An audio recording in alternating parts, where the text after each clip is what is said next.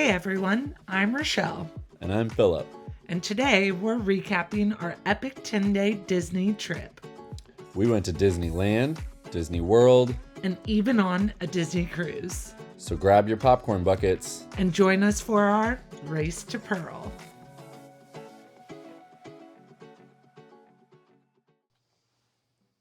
Hello from our house. So we took what we're calling the epic 10-day Disney trip. And we wanted to go through what we did, what we liked, what we didn't like, what we forgot, what we remembered, everything. So we're gonna piece this all together.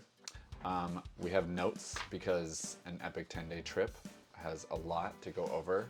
There are so many things. So let's get started with even how this trip came to be planned, because we're going to describe to you what this trip was, and it's a little ridiculous. And it was, in a word, accidental. So it started, 18 months ago? It was a while. No, it was a while because we had talked about doing the Disneyland half marathon. That's how this trip started. We were going to California to run the Disneyland half marathon. That was it. That was when the conversation started. And then... But that was the whole trip. That Right. was the beginning of the plan. But we didn't sign up for it until early in the summer, late spring last year, when Run Disney has you sign up for races, which is almost a year in advance, with the exception of the Wine and Dine, which is only like 8 months in advance. But what we did is we got in line, we signed up for the Disneyland half, and it happened to be 6 days before my birthday, which also happened to be my 40th birthday. But that wasn't even on our radar at the time. No, I am not a person who celebrates my birthday. I don't do a whole lot. 40 is a big number, so it was a good reason to do stuff. But it was 6 days before. We didn't do the Disneyland half because it's around my birthday. We did it because we wanted to run in it. Well, and my family lives in California, so it's a good trip to go out, visit, run some miles, go to Disneyland. Get a medal. It's the whole reason I run. That was it. Right. So Philip's 40th birthday is 6 days later, and we're going to run this half marathon. Now, let's bring it back to Race to Pearl, the whole point of this channel, and our adventures towards hitting 25 cruises to get to Pearl status in the Disney Cruise Line Castaway Club. We are still now, as of this taping, and back then, were gold, I believe. We were at that point, we were gold. If we weren't gold, then we were silver, but we were about to be gold. And I knew that we had several cruises planned this year, 3 at the time, and I thought that'd be really nice if we could round out 2026 being platinum, like walking off the cruise, achieving platinum to start 2027 as platinum. But we were going to be one cruise shy this year. And our Alaska cruise is in September of 2026, and we have a back-to-back Disney Destiny cruise coming up in April. That we planned a long time ago. Yeah, that we definitely planned 18 months ago. So that brings us to me going on the Disney cruise website and saying, what could we possibly book that's just going to be a quick trip down, get this cruise in, and achieve something that maybe we had. I did want to go on a cruise ship that we had not been on before. Well, but also working it into the budget, because we're going on a back-to-back cruise. That is a certain expense. We're going on an Alaska cruise. That is also a certain expense. So the budget is getting Real tight. a little bit tight. So translate that into me searching. I literally searched for every cruise between November of 2025 and April of 2026. I opened up all the filters, I looked at every cruise, and I just looked for the absolute cheapest cruise that they were offering. And it so happens that it was over my birthday weekend, which started 6 days again after the Disneyland half. On a ship we'd never been on. On a ship we'd never been on, which, So that's a perk. right, it was on the Disney Dream. It was within budget, so that's a perk. So it hit a lot of check boxes for us, and we thought, okay, we're gonna sign up for this one cruise. No brainer, we book it. And I don't even think it was on that day that we were booking it. I think it was like 2 weeks later when I was talking about our 2026 plans and like getting a little bit scared. It was The explaining logistics. explaining that we're gonna go in February of the very end of January, beginning of February, to do a half marathon, a Run Disney half marathon out in California, and then go to Disneyland, and then Fly back home to the East Coast. No, we didn't even go over that. We just question marked it. We just skipped over the whole week in between and said, and then we're gonna go on a Disney cruise, and it's literally gonna be, we go to Disneyland on Monday, February 2nd, and then on February 6th, we're gonna have to be in Fort Lauderdale to go to Port Everglades to get on the Disney But the Dream. dates didn't compute. Because I was thinking we're gonna go to California on January 30th. And February 7th is so far away from that. It's all the days That's away. a whole 96 hours between February 2nd and February 6th. Just, there's so much time in between. We could do all the things. So that's when Rochelle said, this would just really be more convenient for us to just, instead of going home, let's go to Orlando and just spend the time in between the time between California and Fort Lauderdale. Let's just spend that in Orlando. It's sort of on the way. And there just so happens to be these resorts and this theme park and this whole thing that's there. Well, and we can just use our DVC points and we can use our annual passes because we already have them. Those are both things that we already had. So we ended up, actually, we did not have DVC when we booked it. We didn't have DVC. We got That DVC. is true. That is true. We got DVC on the cruise in September. DVC, for those of you who don't know, is Disney Vacation Club. It is, in short, it is the timeshare of Disney. It allows you to pay a certain annual fee and pay a larger sum of money to essentially get a certain number of points to access their resorts in order to stay on property while you are there. So the value resorts like All Star and Art of Animation and things like that, those are all just your basic Disney resorts. And then they have the more luxurious resorts like Saratoga Springs, Riviera, what is Animal Boulder Kingdom one? Creek, Polynesian, Grand Floridian. These are all the higher end ones. All of the higher end ones, most of the higher end ones, have a DVC resort attached to them, whether it's in the literal same hotel and it's just like another wing of it, or it's a totally separate building. So we ended up doing DVC on the September cruise, which we will make a separate video about joining DVC. and how that came to be. Yeah. So in any case, we didn't know, we just figured we would stay on property, but we did know that we wanted to go to Orlando and utilize the already existing annual passes. So now suddenly, as you can see, kind of by accident, we're gonna go out to California, go run the Run Disney Disneyland half marathon. Then we're gonna go to Disneyland and California Adventure, fly to Orlando, go to Disney World, stay at DVC, and then Take the Brightline train down to Fort Lauderdale and get on a Disney cruise. And now you know why it's called this epic 10-day Disney trip. it was not planned together. So But it was epic.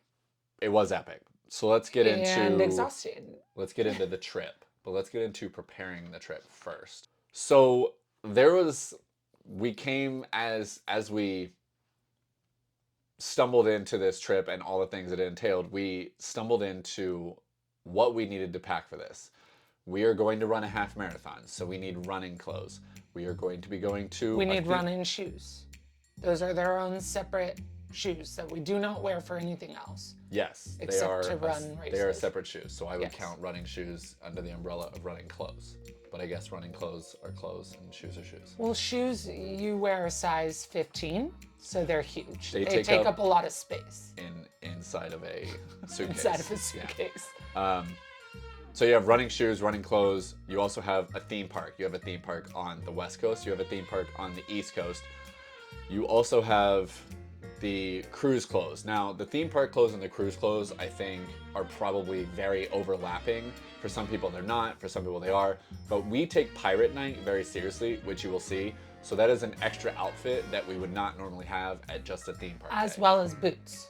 And As well as pirate boots, which also are... take up a lot of room. My pirate boots are also, those are a size 14. Yeah. And those take up a lot of room. So we have several different factors that go into all of these events that require their own special thing. So sunglasses, those are something that kind of go over everything. You know, socks, underwear, all of those things are cascading across all of it. But we started to realize that we were like, we really need to pack this much more strategically. So we thought it would be brilliant to bring a shirt. We also obviously have matching Disney shirts. We thought it would be brilliant to bring a matching shirt for every single day of the trip, which meant 10 matching shirts, which does not include your run shirt, the shirt you're gonna run in, nor does it include a nice night, because we were gonna go to Palo, because our friends were ever so grateful, and we loved them, for taking us to Palo, which requires a little bit nicer clothes. They took us to, shout out to our friends who are the absolute best.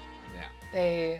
They made this trip so Special. amazing. Yeah. So they it were was really they were special. on two legs. They were on the Disney World part and the cruise part of the trip. But yes, so that required a lot of different packing, and we are also going to, not in this video, we can make several videos on packing, but it's a lot. We had to like really strategically be like, okay, what are we willing to do and what are we willing to not do? We decided that we were only going to take a carry-on. That was a terrible idea. So we probably needed more space than that. Yeah. But we made it work. So one of the things that we decided to do was get rid of 2 pairs of shoes on this trip. So we brought an older, more used pair of running shoes that we figured had one last half marathon in them, just to really say goodbye. We were gonna bring them, wear them, and then dispose of them. Retire them. Retire them. That's They the were last officially race. retired. They got retired in California. And then we're also gonna bring a pair of slightly used walking shoes that we were also ready to retire. And that meant that on our way home, those 2 spaces in the suitcase could be sacrificed. I don't think, though, was I planning on retiring my walking shoes? No, we decided that on the way. Yeah. Okay. But it made... They were old. Yeah. We walk hundreds of miles in those shoes, so... But it made for when you go to, especially a Disney trip like this, we were just going to, we know ourselves, we're going to accumulate some stuff along the way. So you need to bring a backup. That is one thing hands down. If you're going to go on a Disney trip, expect to bring stuff home. Don't pack your suitcase to the gills. You will come home with stuff and you will have nowhere to put it. Also, another idea that you can utilize is just by bringing down like a foldable duffel bag. Yes, and then take it out and now you have extra space. Right. So getting rid of shoes, packing was a little bit of a nightmare, but we figured it out and we will go over all of that. We have packing lists that we also have created for when we go to races, when we go on cruises, when we go to the theme parks. We have different packing lists. So we suddenly learned that we needed to have a packing list that combined a couple of those elements when we go on dual purpose Trips that trips. are crazy. Yes. Like this one. Okay. Shall we get into the actual trip itself? Yeah. So we start off on an airplane. So strong. 5 o'clock in the morning. What time did we leave? It was. I feel like it was 5 o'clock. Whatever time it was, it always feels like 5 o'clock in the morning to me. Yeah, it was early. Yep. We get to the airport. Because Myrtle we Beach got Airport. there at like 11 a.m. California time. It was really early. Yeah. So we get out there. We're pumped. We're ready to go. We have all the energy. We've been training, and we're also going to not our home park, California, which is awesome. One thing that we had not experienced the last time we went to Disneyland, she has been to Disneyland a million times. I have been to Disneyland once in my life. So this trip was now my second trip. Is that we got Lightning Lane for Disneyland. But I'm getting ahead of myself. Let's talk about the race really quick. Really quick. Just almost 3 hours of continuous forward movement. We're not the fastest runner. When we say we run, we jog. There's no running. No running occurs. It's all jogging. It's jogging interspersed with walking. You know, but we're showing up. That's and right. we're 40. My medal looks just like fourth place's medal. Can't tell the difference. Correct. I basically have fourth place medal. No one can tell me otherwise. This race went relatively well. I think it wasn't our best time. It wasn't our worst time. I think we were like 2 hours and 40 minutes on Something this like race. that. Yeah. The last time we ran the Disneyland half, I was very sick. And I chose to run anyway, and that was so painful. I was like, I wasn't dying on the course, but I felt like I was dying on the course. It's so different than a Disney World race, and we'll have a separate video that like breaks down our experience in both. But I think that it's so different running at Disneyland because you're in the parks, just park thing. It's basically nighttime out because they start so early in the morning. And so all the park lights are on, but the Disneyland parks are so close together. So it's just the first 5 miles of just continuous, like Disney. And then after mile 5, yeah, you pretty much exit. no more Disney. You pretty much exit Disney property and you hit this 5 mile marker and you're not gonna see Disney again for a while. But I will say what they did differently from several years ago when we ran it is there's a lot of construction in Anaheim now, and they didn't want us running through that construction or the not so better parts of the town. So they skipped Angel Stadium.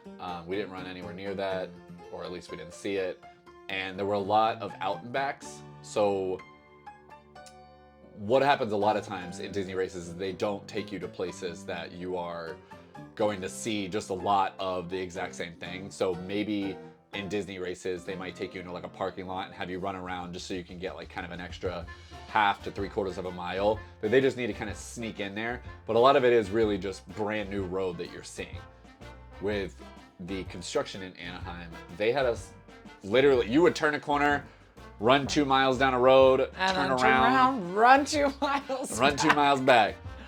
And I'm gonna, if this girl sees this video, I'm gonna call her out. I'm not gonna tell you her bib number. I did memorize it because I wanted to see if she got disqualified. But in the out and back, we were on the way back, and as I am looking at this median, seeing people stopping and tying their shoes, stopping to get a drink of water, random strangers just spectating, cheering people on, I thought to myself, it seems like it would be really easy to just kind of climb onto the median, tie your shoe, and then just continue the other direction. And then it was you like, go from mile 6 to mile 10. yeah, and I was like, who would cheat themselves out of that? Why would you do that? And as I am having this thought, I see this girl do that. She does exactly that. And she fake ties her shoes, and then she starts running the other direction. And I went, and I tell Rochelle, and I was like, I don't know if she realizes that there are checkpoints that literally tag the... No, I remember it a little differently. I remember Philip getting exceptionally angry. I believe the word was offended. Offended that this girl cheated herself out of her own time. And I was like, Philip, she's gonna get disqualified. And that is when he memorized her bib number and we crossed the finish line of the race. And one of the first things he did we were was still look her up. We were still in the corral. I looked her bib up before I looked my own bib up. I cared that much to see it. I don't know why. I just So here's the thing that I was most offended about. It was not that she did it. Whatever. Cheat yourself, that's fine.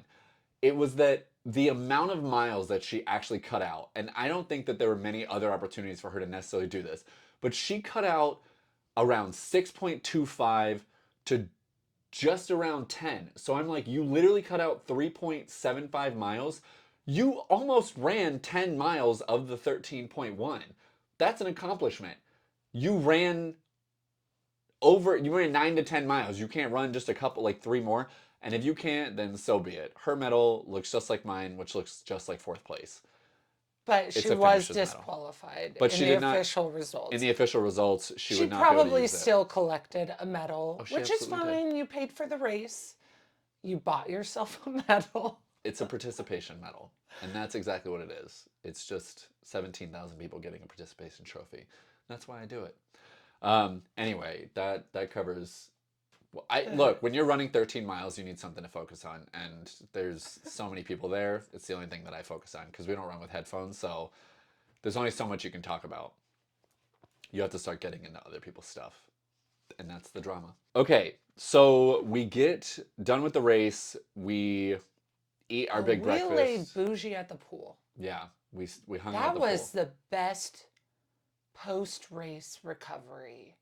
Just laying at a pool, not using your feet at all. But we were in California. The weather was like 85 degrees. Gorgeous. Oh, my winter depression was just melting off of me. My seasonal, I get really bad seasonal depression. It's bad.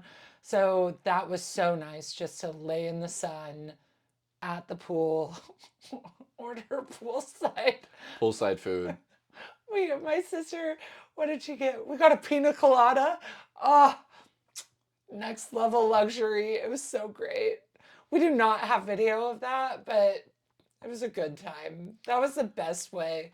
I highly recommend. Don't do the park after you run a race. Just go lay by the pool. We have done the park before. We'll get into best things to do on race day in a different video, but another video. It depends on your half marathon experience, or really just your race experience in general, as to whether you want to go experience the park. It's nice to get your legs Well, moving. if you had the last Disneyland half experience that you had, you were gonna sleep at the hotel the entire day because you were sick. I laid in bed for 6 hours, woke up, ordered Thai food, ate that, went back to sleep. Yeah. So moving to the next day, we visit California Adventure and Disneyland, which was my second experience. Again, your Yeah, but we're million East and Coast first. hours, so I think we were up that day at 3 4 a.m. Yeah, 3 a.m., 4 a.m. 3:30 a.m. And we're just sitting in the. I look at him and I was like, "Can we just walk over? Like, I gotta get out of this room." Yeah, we went over. I mean, we like accidentally rope dropped California Adventure because we were just awake for so long, and It was great. There was no one there. there was a point that we were on Pixar Pier that I was like, I don't know that this is open. I know that Disney would not let us in an area that was not open, but it kind of felt like it wasn't open. Well, Because and no one was there. Incredicoaster was closed for refurbishment. A lot of California Adventure, even though it does have early entry, the rides don't open. So that was something that was different than Disney World. But let's talk about the number one thing that I think made our California Adventure and Disneyland experience superb, which was Lightning Lightning Lane. Lane. So you can search other videos on this, but Disney World, as of this taping, their current Lightning Lane, 2 thumbs down, 4 thumbs down. Yeah. It's awful. Terrible. Fix it. Do whatever you need to do. It is not good. The only people it is good for, and I would say that this is a maybe for them, are the people staying on property. No, because we stay on property and I still can't stand it. Because you only get 3 rides. That's why I said it's a maybe. It's a maybe a good thing for people who are staying on property. But the way that they do it at Disney World, as different from Disneyland, is that Disney World, you can choose 3 rides up to 7 days prior if you were staying on property. For everyone else, that includes annual pass holders. Everybody else gets 3 days in advance. So by the time you get to the 3-day advance general crowd, There's nothing available. 4 days worth of people booking who have been on property, staying from any class of hotel or resort that you're staying on property, you can book for 4 days before the general public. But not Everything's at taken. Disneyland Disneyland is different. old school. Disneyland was my home park. I grew up in California. And back in the day, you would have to, I don't know if it was like this at Disney World, but when they released Lightning Lane, you would have to go up, you would get a physical paper ticket. Oh, yeah.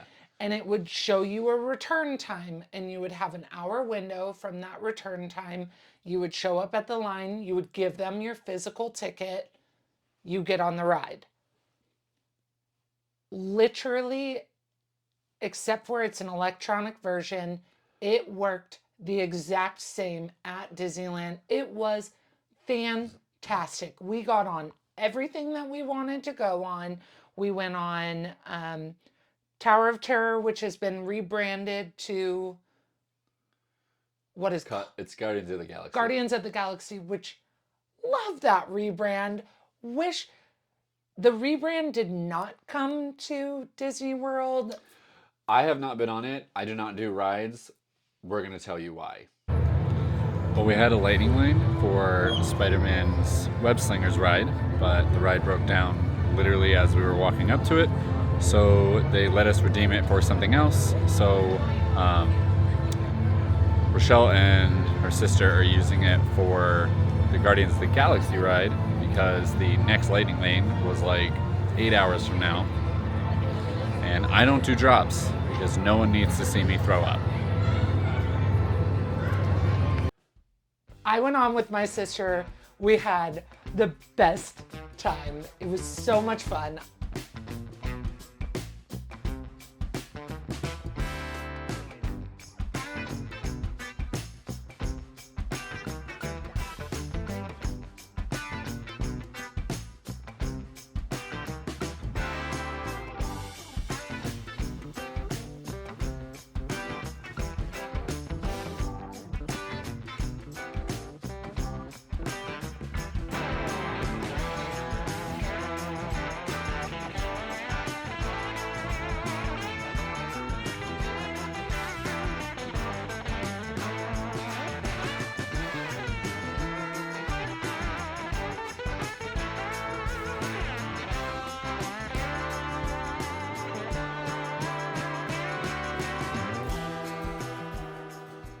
So many of the rides that we did not do, we didn't do because they were closed, not because we didn't get to them. So I think we did everything that wasn't open or everything that wasn't closed in California Adventure. We got through those pretty well. But the reason that Lightning Lane works so well is because you cannot book it until you get in the park. So if you get there early, you can start booking things. Also, we have learned some ways to use the Lightning Lane because the general concept of the app is very similar in Disneyland as it is in Disney World. And our Disney colleagues, we'll call them, we haven't met them in person. They are lovely people over at a channel called Ear Scouts. They go through so in depth of how Lightning Lane works and the best way to get the most out of it. And we have watched all their videos and we got a lot out of how to use Lightning Lane. They don't do a lot of Disneyland videos, but as I said, the apps are very similar and the Lightning Lane concept works similar other than what you can book when, like 7 days early versus in the park.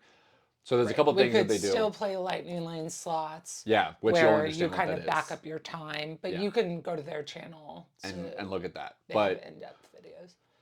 We were able to book quite a few rides, kind of like book a ride, wait in line for a ride, get out, go on that next ride, get out of that ride, have already booked another one in line. Like we just were able to like get these, you know, almost back to back to back rides. And then we get into fantastic. Disneyland. And we went on ride after ride. It was basically like ride a ride, have enough time for your body to kind of recover. Yeah. Because as you get older, you can't just go again and again because it will make you sick. The only thing that I have found that really medically helps you after a ride is like a Mickey ice cream bar. Before the ride, the grandma cookies. The Yeah. little vanilla cookies. Yeah, those are good. Just a shot of... It's just like a little bit of Shot of spike of sugar. glucose. Yeah. So that your adrenaline will eat that first on the ride so you don't end up nauseous. By the way, we're not doctors. None of this is medically vetted. This is just what makes but us it feel does better. work. So we ended up going on a ton of rides. That was super fun. And I would say of all the rides that we did this round, the ride that I most enjoyed going on was Big Thunder Mountain. They refurbished it. And I am hoping that they do the same refurbishments that they are now working on in Disney World at Magic Kingdom. They did, I will bet money on this, but they refurbished a few of the turns. If they didn't, my brain is never gonna not believe this, but they refurbished a few of the turns that feel faster. They feel smoother. Fun. That ride was so much fun And of course, after the refurbishment. you were not super happy to film from the back of the ride because the video maybe is not the most fun to watch, but The video is fun to watch. The back of someone's head is not it's fun to not. watch. However, we had As a you can see. fantastic time. Yeah, it was great. We had so much fun. I highly recommend sitting in the back. Yeah. Oh my gosh, the refurbishment on the But Big Thunder. I'm a back junkie like I love being whipped around in the back of a What roller was your coaster. favorite ride to ride this round? At Disneyland? The whole thing. Big Thunder Mountain covered both parks for me. Well, we didn't ride a lot of rides at Disney World this time around, so that's an unfair comparison. But I will say I think it was Guardians of the Galaxy with my sister this time. You weren't on it, but we had so much fun. It was so fun. Their video loved is pretty exciting to watch. I'm glad that I did not have to experience it. It's firsthand. ridiculous. It's the worst quality footage, but I had the best time on that ride. In a different video, we will tell you what has been dubbed among us, our friends, our family as the Circle of Fire story. I will tell you one day. It is not going to be today, but let's just say that if I go on one of these rides, there is a solid chance that that ride is getting shut down for the rest of the day. But what I will say, I feel very proud of myself. I have been a roller coaster junkie my whole life. I love roller coasters. I feel so sorry for the people who don't get the enjoyment that I get because it is next level enjoyment and joy. But when we first started dating, that was almost a make or break for me. I was like, if we're gonna go to the theme parks and we just never can have the joy or I have to go by myself, which is rode just not roller as coasters. fun. I did not ride roller coasters. I did not enjoy them as much. But it took me a while, like several times going to theme parks where I feel like you are now at a point like you'll go on Tron, you'll go on Cosmic, you'll go on Big Thunder Mountain, there was a Space day that Mountain, Matterhorn. I think this was accidental. I don't think that we did this on purpose, but we went on across the 4 parks at Disney World. We went on 6 roller coasters in one day. And the most intense ones and in the most intense seats. Because that's what I love. Yeah, we try to go in different parts of each roller coaster to figure out where the most intense parts are, and we can talk about that later. But we went on all 6 of those, and we ended on the Guardians of the Galaxy Cosmic Rewind, and we got off of that, and I think both of us looked at each other and were like, I think we're done. I think we're done for the day. I think my body has gone through enough G-forces. This Cosmic Rewind is so much fun. It is. Anyhow, that being said, So that's Disneyland. That's yeah, Disneyland California Adventure. We didn't get to everything at Disneyland. The day got cut a little bit short, but I was super happy with what we were able to accomplish throughout the day. we had a really fun time overall. Yeah, we wrote a ton of stuff. So now it's Tuesday, February 3rd. We are back at the airport, flying Super East early Coast. in the morning. Yes, very early. East Coast, flying across the country. We arrive in Orlando in the middle to late afternoon, and it is like we don't have to go get our luggage because we have carry-ons. And we head to the DVC resort, which we stayed at Riviera, which was beautiful. It was not technically our first day at our DVC. We stayed one night. But this was our home resort, and Yeah. this was our first welcome home official stay, which was fantastic. I think the video speaks for itself. It's gorgeous. Shout out to Ashley Wegman, who sold us our DVC, who is awesome. He did a pretty thorough interview of us to get a sense of What we might enjoy in Right. terms of what resort we wanted to own at. how do you vacation, what kind of vacation do you take, what do you do while you're on vacation, what do you not like to do on your own vacation, things like that. What does our family look like, etc. How often do we go? And he got it. Yeah. So, Yeah. Ashley, you did so great. We had never been to Riviera, and we walked in and I was like, oh, this is it. We've been staying in the slums. Now we have arrived. I have become, Insufferable. the worst. It's gorgeous. So we'll show you some footage of Riviera. It is gorgeous.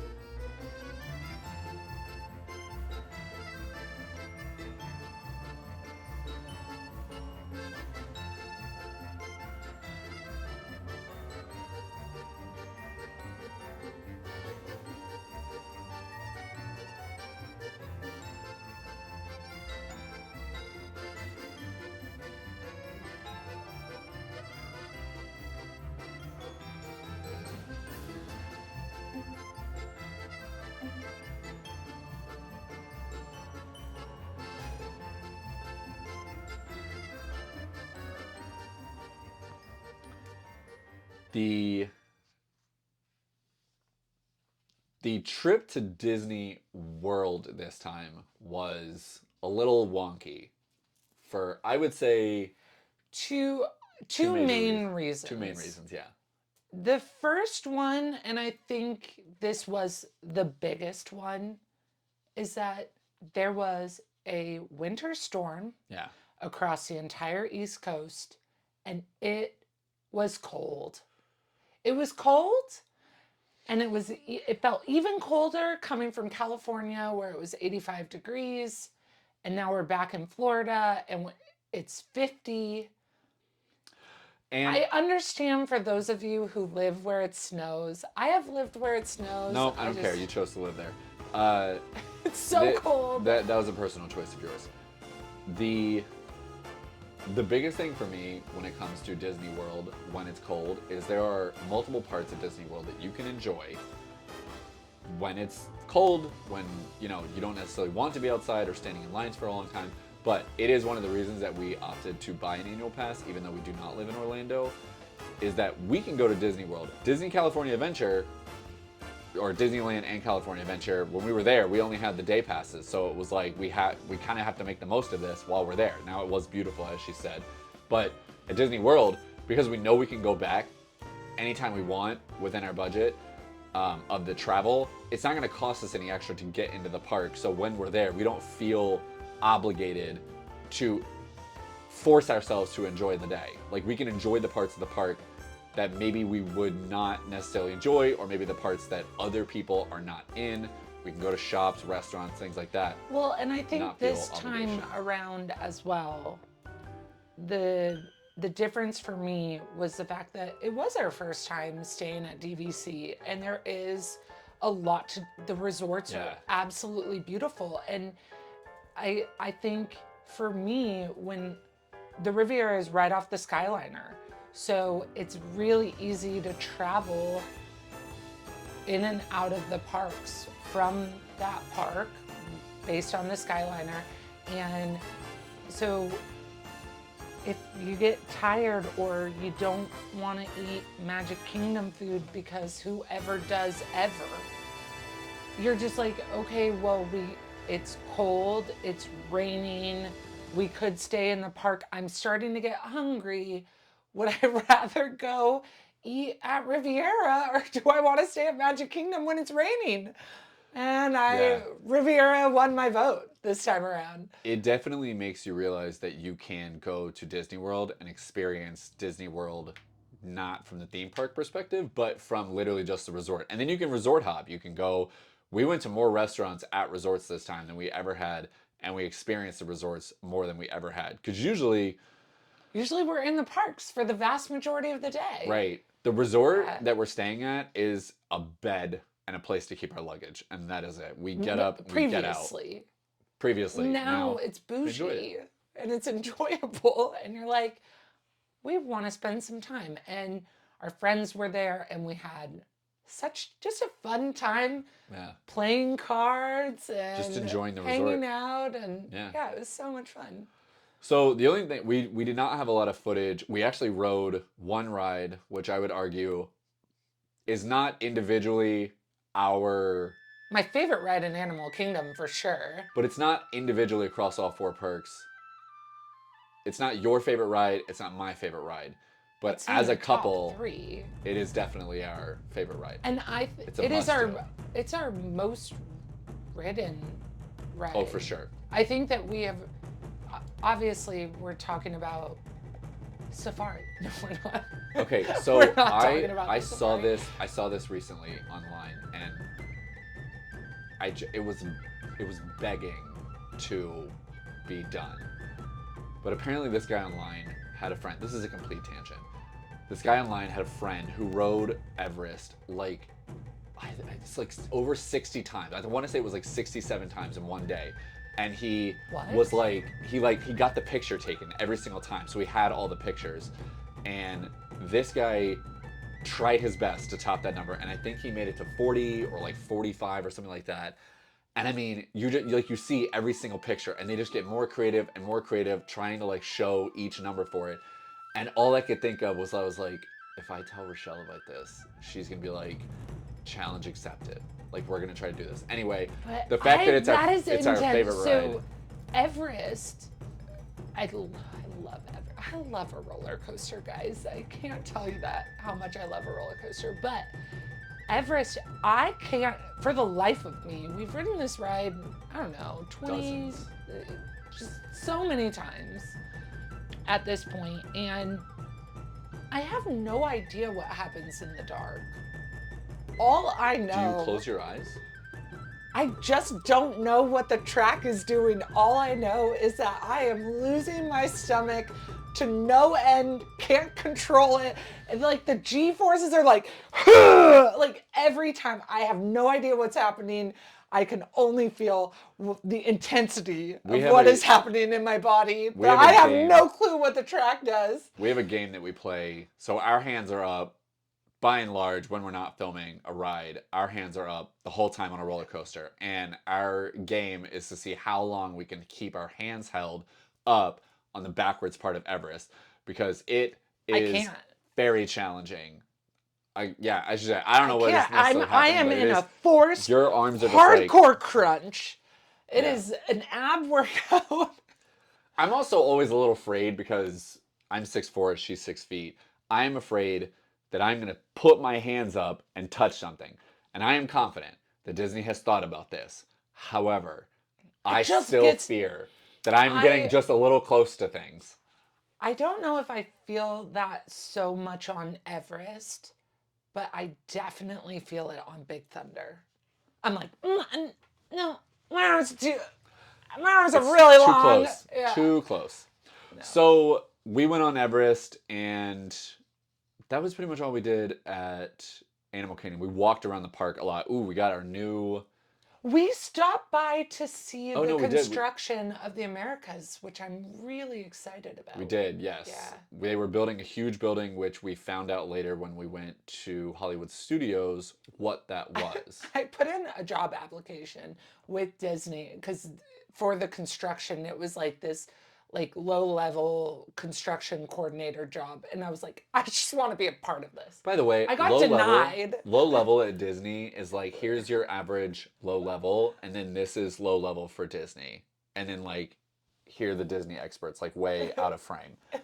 Like, low level for Disney is not I was amateur like, league. maybe, because I just thought, man, what a cool project to be a part of. I am I'm sure very you're qualified. excited. I'm sure they just couldn't see your talent in your resume. Seeing as how I don't have any of that, but I have enthusiasm, We also which did, counts for something. not technically a ride, but it is an attraction. We saw the new Zootopia show, which used to be A Bug's Life, and they did a very good job. I really enjoyed it. I did not know that there was a theater inside of the tree. I learned that this time around.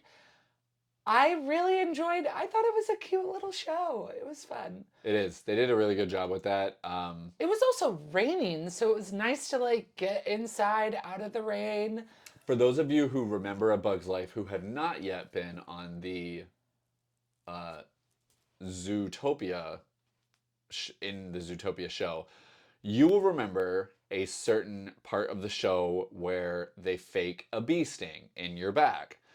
I was expecting something like that. I also have a gray fear of bees. So when that happened to me as a child, So he brought this up, and I thought he meant he got stung by a bee. apparently I Because didn't. he has another bee sting story where you got stung by the bee in your eye, which I have heard a million times. I thought that you got stung by a bee in this theater. No, you get stung by a fake bee in the Bugs Life show, and you don't get stung by a bee, but something else happens. I'm not And going the to spoil theater it for goes you. crazy. The theater goes crazy. It was very fun. But for those of you with melissophobia, which I learned is fear of bees, which I now have, no more bee sting. But I will say, if you have a different kind of fear, that is going to be You're spiked. going to be fine, and it's fun. You should go. It's a fun show.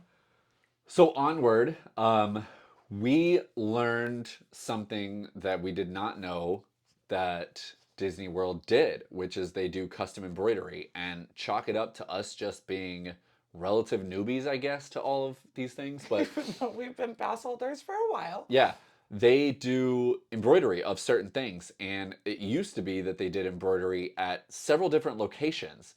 As of the beginning of 2026, which it now is, that embroidery is now at one location inside of Magic Kingdom, and it is, as soon as you walk in, it is in a shop that is directly to the I right. didn't know it was a shop.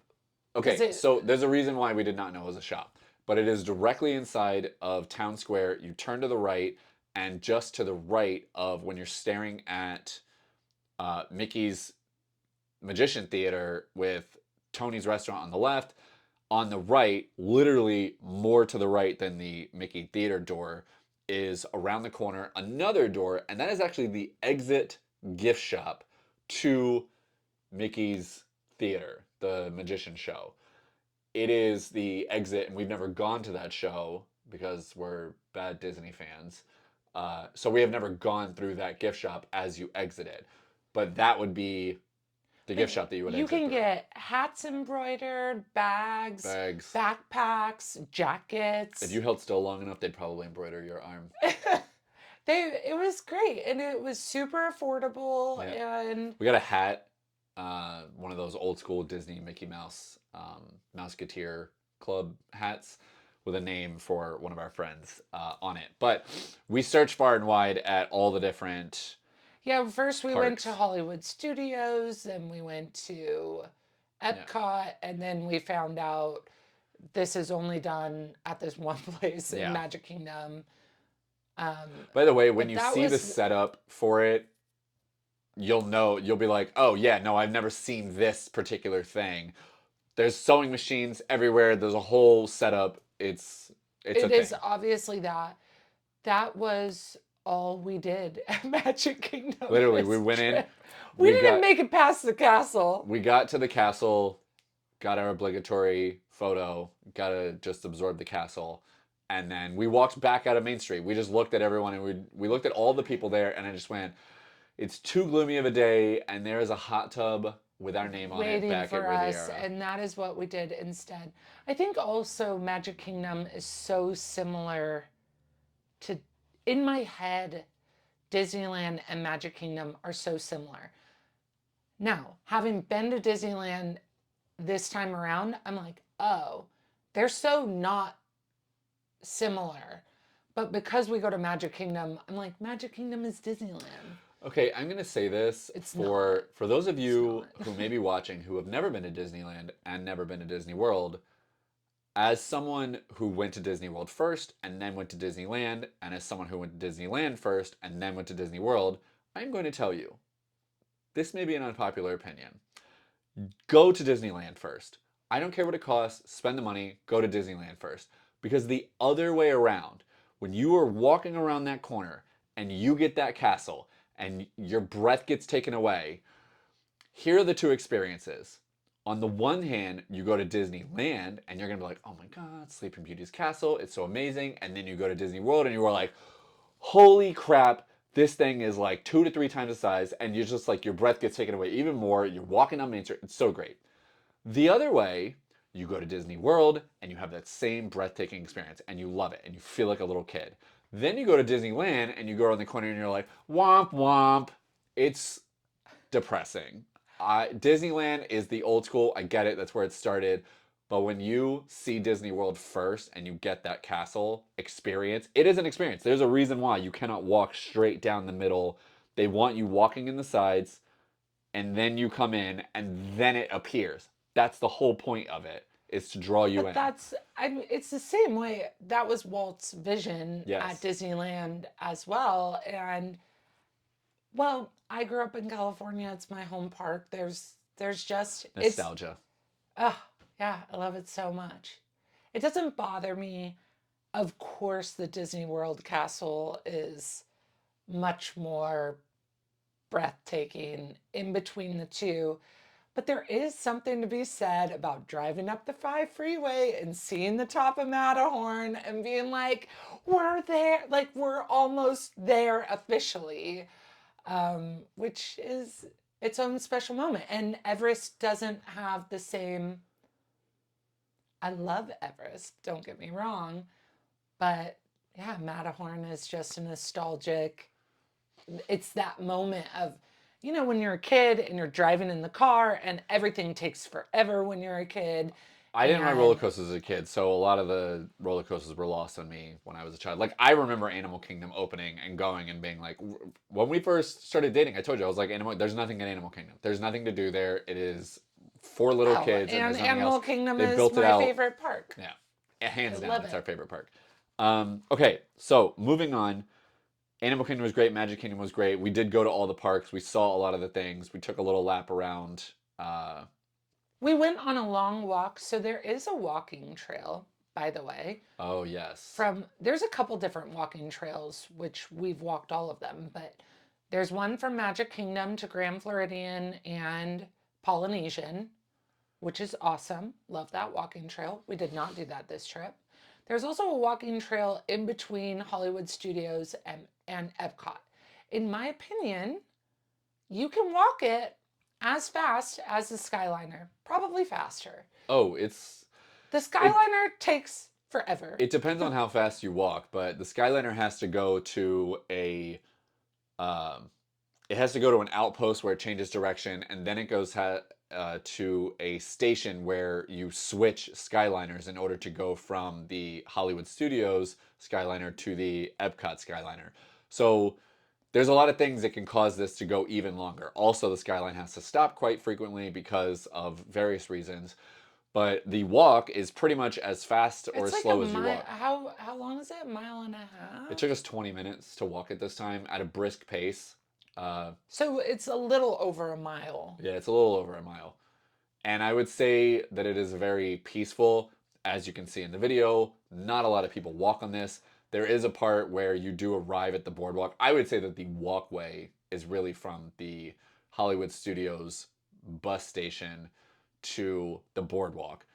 after that, you're not really walking on the same walkway. You're walking on the boardwalk, but then you just walk around the boardwalk, and there you are at the And for back us, entrance of we walk a lot. We walk a lot in our life outside of Disney. We walk a lot. We run. We we're pretty fit. So the extra miles don't bother us, right? Like it's not a big deal to walk an extra 2 miles on a 12, 17 mile, 12 There miles, are 17 miles, 20 there are miles. What's the difference? times when that walk sounds miserable. Yeah, if we've run a half marathon that day. There are other days on my calendar where that's walk When sounds it's like miserable. 100 degrees as well. When it's sweltering. There are still other days And that I just don't want to walk that, and I'd rather just take the Skyliner or a bus. And that is a low day when you want to take a Disney bus. Okay, so we got food, got the obligatory fish and chips.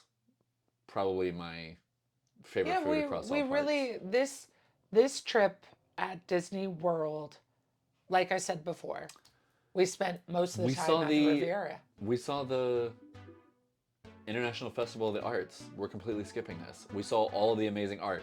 The International Festival of the Arts is such a great time to go. It obviously, I would say Totally forgot about that. Yeah. the premier festival at EPCOT is food and wine. Food and wine. But there are 3 others that go on throughout the year, and they have started with one and then slowly added them over years. But the International Festival of the Arts that happens right now is all of these artists from all over I don't know if they're all over from the world, but they are from all over. We'll just say that. And they put their art, and a lot of times the artist is not physically in the booth, but sometimes the artist is not only in the booth and you can talk to them directly, but they are there making new art. I mean, you can literally watch them making new art. Yeah, it's really cool. We did get some footage I of that. think that my favorite part, not to say that some art is better than others, because I don't think that, but I just find the sidewalk chalk art to be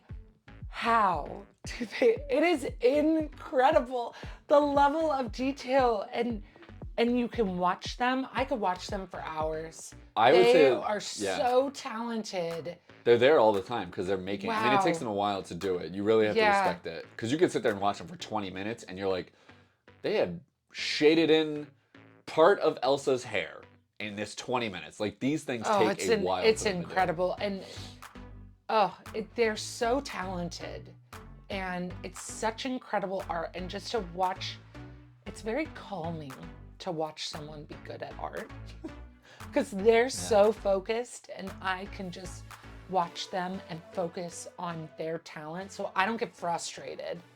A lot of times when I'm doing art, I get frustrated because I don't have the skill to make it look the way that they do. But when I'm watching them, I can just focus on what they're doing, and my brain just calms down. I find it very relaxing, and they're incredible. It's definitely Disney ASMR to watch people draw sidewalk chalk. So if you have not been to the International Festival of the Arts, highly recommended. Also, something that we learned is there's kind of a one flat fee to have your art shipped home.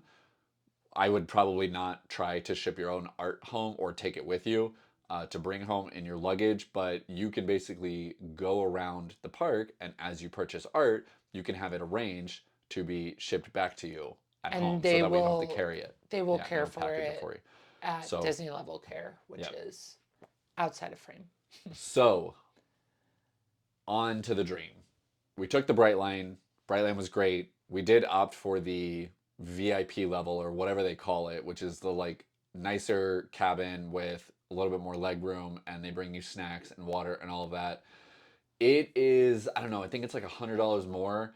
I can't say that it is always worth it for every single trip, but it was the experience. I enjoyed the experience. I didn't think that the experience was not worth the money. And I think that if it's a matter of money, choose a cruise out of Port Canaveral.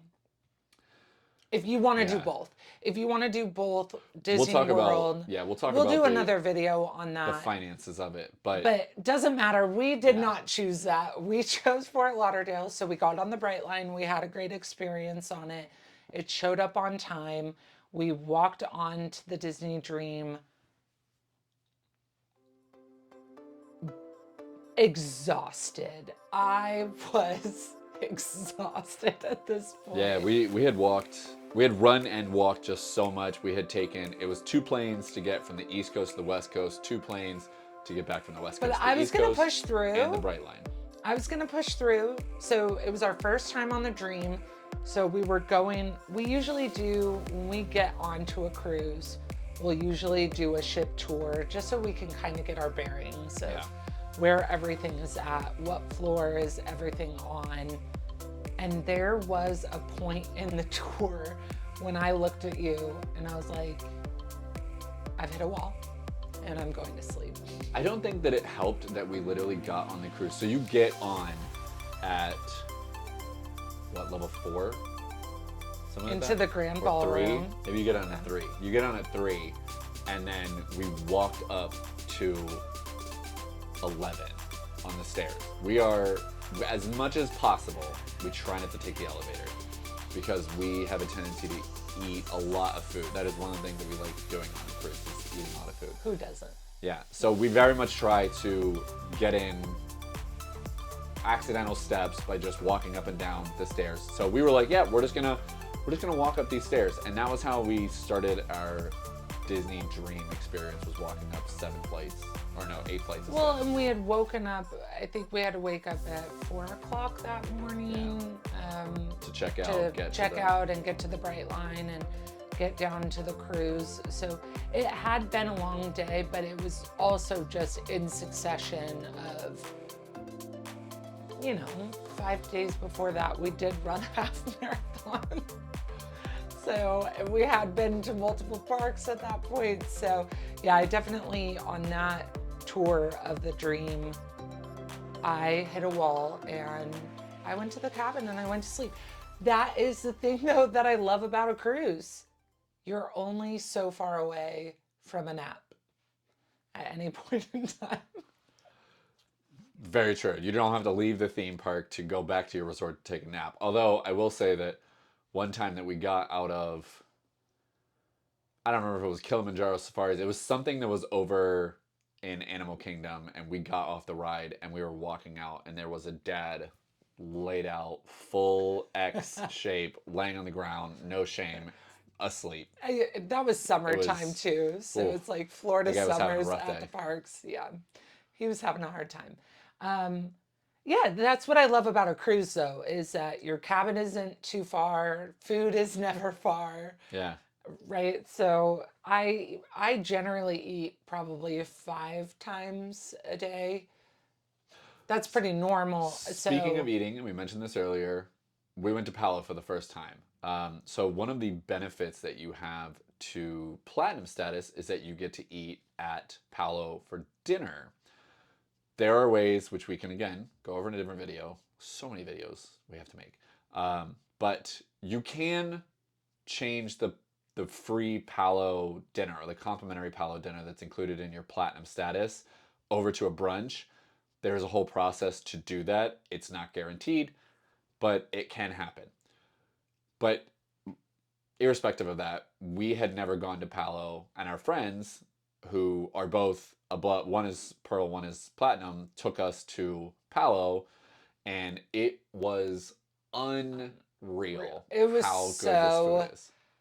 good. I didn't know what to expect. I was a little wary, Oh my gosh. and it blew away. Yeah. It was incredible. If you are not platinum, it is, from what I understand, a pricey meal.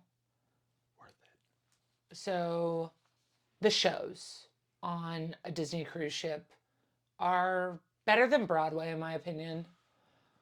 The Broadway level shows, I think that there are probably Broadway shows that are better. I think one of the the difficult thing is like it's a Broadway level show at sea on a moving ship. And even though you may not always feel it moving, all the mechanics that go into all of the special effects that happen on the stage, it's our understanding that like all the electronics, all the safety mechanisms, all of the parts of the stage that go up and down, all the mechanisms that move, the sensors, the everything that's working in tandem, those are very, very sensitive, and it will not allow certain things to happen if other things are not like cleared. So that's what sometimes the shows go down is what I'm trying to say. I don't think, did we have interruptions? We didn't, not on this cruise. We did not, but we have had an interruption. We have had interruptions in the past. But I prefer it. I prefer these shows. I would prefer to go on a cruise and watch a Disney level Broadway performance. They're incredible. We saw the Golden Mickeys, which was so fun. Great, yeah, that was a different type of experience. Yeah, we haven't seen it yet. We hadn't seen Believe either, and that one was really fun to watch as well. Yeah, that's a really interesting story. I will say that every show that we have seen that the Disney Genie is in, different actors knock it out of the park. So good. Disney Genie is such a great character, especially to kind of carry a story along throughout everything. The Genie did absolutely incredible. And then we also saw Beauty and the Beast, which we've seen before. Yes. Great production. Based on the live action film of it, but very, very good production of it. So we also discovered on this trip, so we only took this was a 3-day cruise, and it only went to Lookout and Nassau, right. And we have officially decided that Lookout is our favorite ship.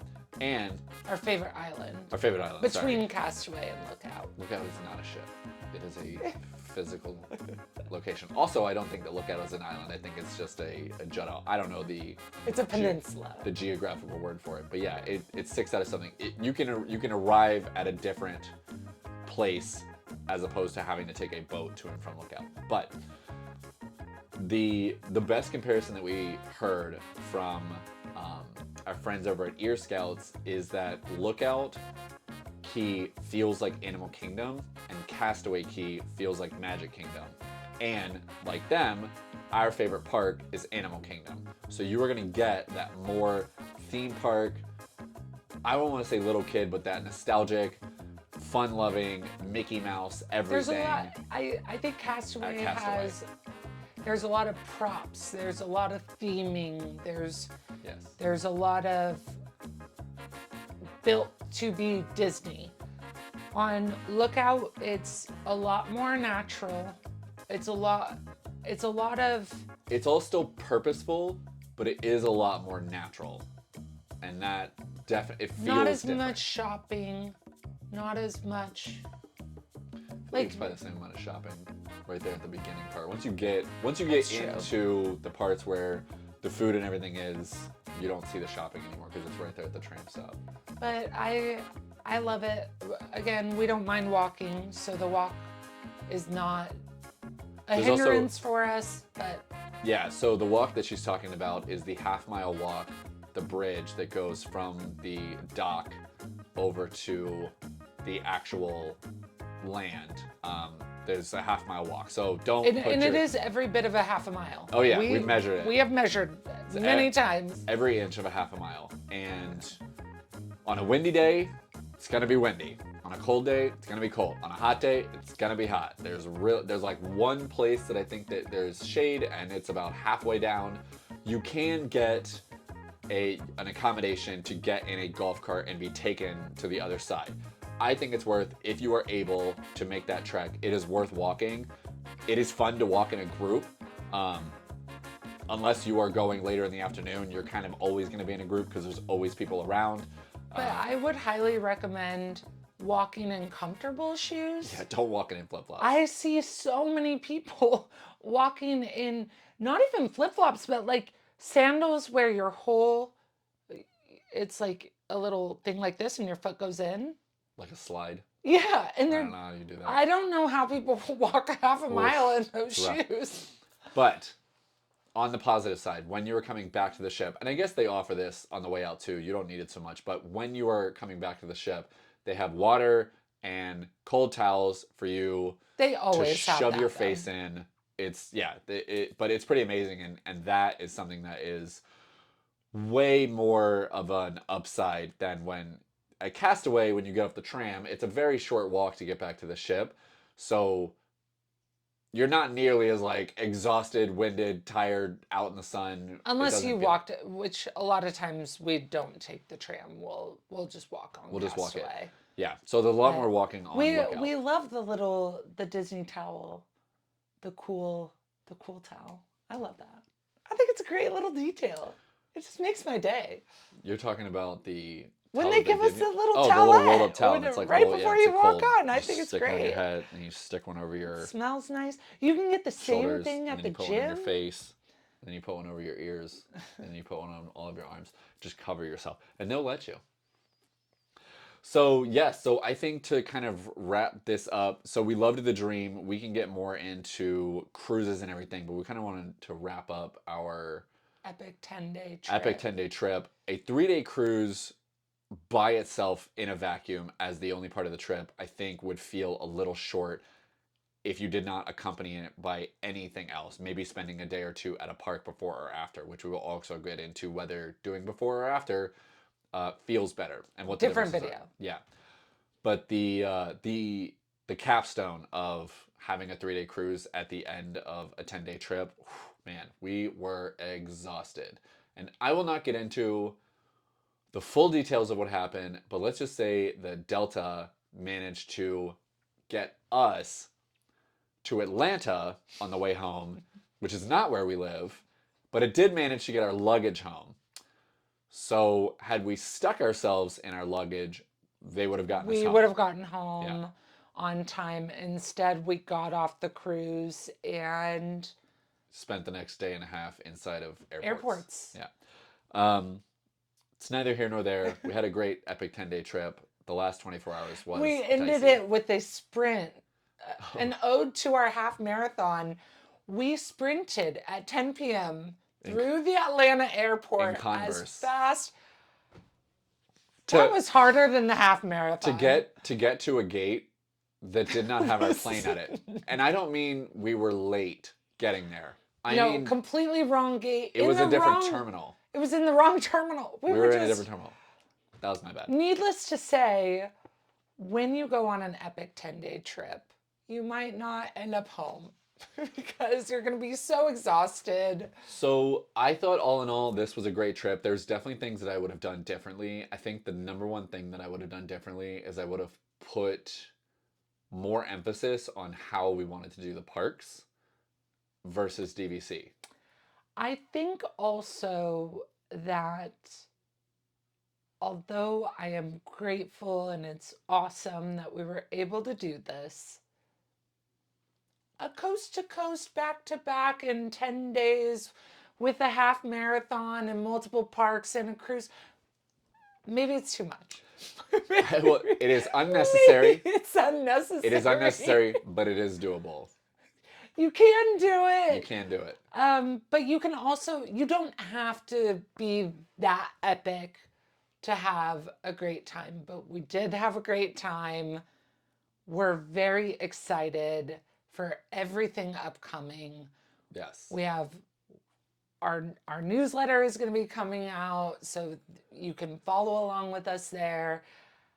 You can like and subscribe our channel if you want to follow along with our Race to Pearl. You can do that. Everything that we went over throughout this video where we said we will make another video, check out those videos. If they haven't been made yet, they are coming. It takes us a while. We do Disney better than we do editing, so these things take a while for us, but we will get there. If there are any videos that you're like, oh, what was your experience with this, or how do you guys do this, or you have any questions, please leave absolutely it in the comments. Leave it in the comments, I'd love email to us. tell you. We'll put that in there, but we will make videos to everything, and yeah. So we appreciate you watching this. If you're a person who's like, what's up with the Disney adult thing?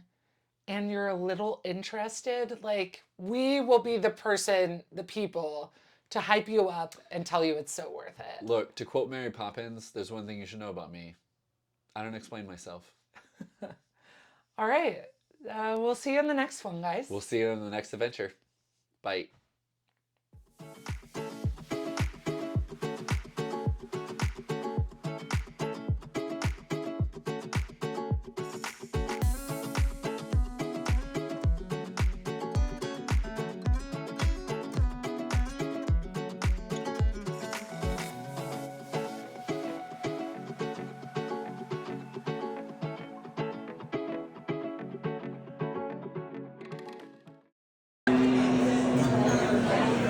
Happy birthday to you. Happy birthday to you. Happy birthday, dear Philip. Happy birthday to you. What the?